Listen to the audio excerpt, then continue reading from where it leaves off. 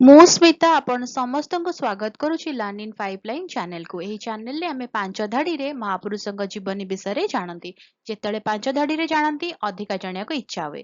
ଯଦି ଅଧିକା ଜାଣିବାକୁ ଇଚ୍ଛା ଅଛି କମେଣ୍ଟରେ ଜଣେଇବେ। ଆମେ କ'ଣ କରିବା ନା 10 ଧାଡ଼ି 15 ଧାଡ଼ି ବା ଲମ୍ବା ଏସେ ମହାପୁରୁଷଙ୍କ ବିଷୟରେ ନେଇକି ଆସିବା।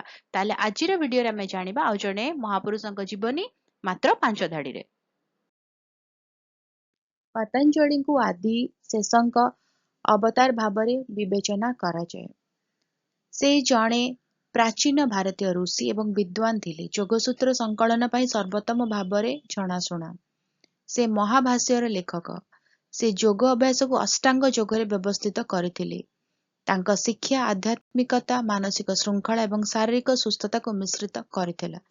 ରହୁଛି ଦେଖା ଆଗାମୀ ଭିଡ଼ିଓରେ। ନମସ୍କାର।